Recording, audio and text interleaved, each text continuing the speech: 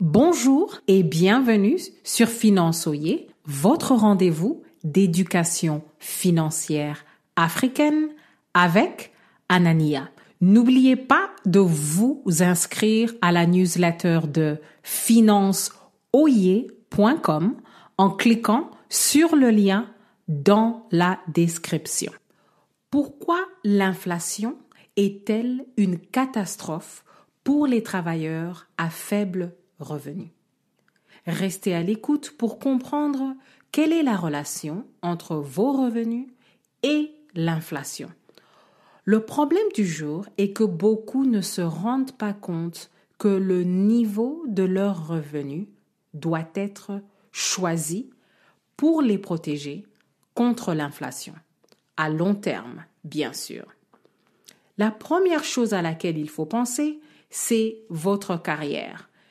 Beaucoup de gens sont dans des emplois où ils se disent « je suis bien payé, il n'y a pas de problème ».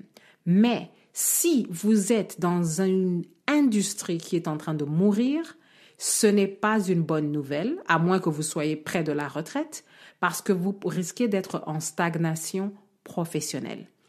Et dans une industrie qui est en train de mourir, la trajectoire de votre compensation à long terme va aller dans le négatif parce que les choses ne vont faire que s'empirer.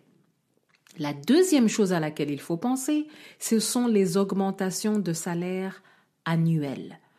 Nous savons que dans la plupart des pays occidentaux, on évalue les employés une fois par an. Et si vous avez bien travaillé, vous recevez une augmentation de salaire. Mais si elle est faible et proche de zéro, à long terme, votre pouvoir d'achat est en train de s'éroder en fait. La troisième chose à laquelle il faut penser, c'est l'idée d'avoir de la marge. Vous voulez vous positionner pour que vos résultats financiers nets soient toujours au-dessus de l'inflation. Donc, vous avez deux leviers. Vous avez votre salaire que vous devez gérer. Vous avez votre compensation, votre stratégie de compensation à long terme que vous devez gérer. Et le deuxième levier, c'est l'investissement. Donc, il faut choisir comment faire fructifier votre argent. La question du jour est, avez-vous des revenus présents et futurs qui peuvent amortir les effets de l'inflation? Quand on passe à un exemple pour illustrer le sujet du jour, les retraités ont tendance à avoir des revenus fixes. Et pour tous ceux qui sont comme ces retraités, il y a une chose à savoir. L'inflation peut décimer votre pouvoir d'achat très rapidement. Si elle saute d'un bond, si elle augmente très rapidement. Et il y a deux choses que les retraités avec des revenus fixes peuvent faire. Ils peuvent explorer l'idée d'augmenter leurs revenus, si ils ont cette flexibilité, ou ils peuvent changer leur habitude de consommation. Bien entendu, ces deux options ont des limites.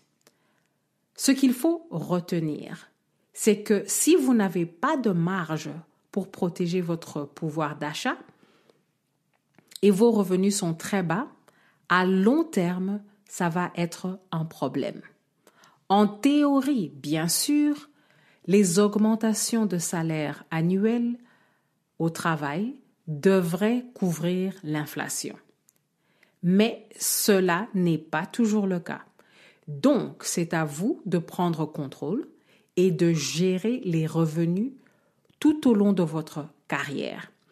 Ces revenus doivent vous garder à l'abri des bonds soudains en inflation. Si l'inflation triple, comme c'est le cas dans certains pays aujourd'hui, vous voulez avoir une marge de manœuvre. Et cette marge va vous aider à protéger votre pouvoir d'achat. Merci d'avoir écouté Finançoyer et à la prochaine!